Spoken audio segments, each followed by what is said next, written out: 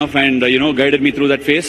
সকালটা ছিল একেবারে স্বপ্নের মতো। দুপুরটা আলসে, খুব আহমরি নয়, আবার একেবারে খারাপও নয়, কিন্তু বিকেলটা একেবারে বিষণ্ণতায় ভরা। চেন্নাই টেস্টের প্রথম দিনে ভারতের বিপক্ষে বাংলাদেশের দিনটা ছিল এমনই। ভারতের রোহিত কোহলির মতো ব্যাটসম্যানরা যে কোনো দলেরই ভাবনার বড় অংশ জুড়ে থাকে, বাংলাদেশের ক্ষেত্রেও তার ব্যতিক্রম হয়নি। তবে সকালে তাদেরকে ফিরিয়েছে বাংলাদেশ। আলসে দুপুর গড়াতে গড়াতে লোকেশ রাহুল আর জয়সওয়ালকেও ফেরানো হয়েছে, কিন্তু বিকেল বেলায় এসে বাংলাদেশের বোলিং আর তার চেয়েও বেশি করে ধৈর্যের পরীক্ষা নিয়েছেন রবিচন্দ্র আশ্বিন আর রবীন্দ্র জাদেজা। টসে জিতে বোলিং নেওয়ার পর সকালে 34 রানের মধ্যে রোহিত কোহলি আর গিলদের ফেরানো বাংলাদেশ চা বিরতির বেশ কিছুক্ষণ আগে 144 রানে ভারতের 6 ব্যাটসম্যানকে ফিরিয়ে দেয়। অতঃপর চা বিরতি হলো।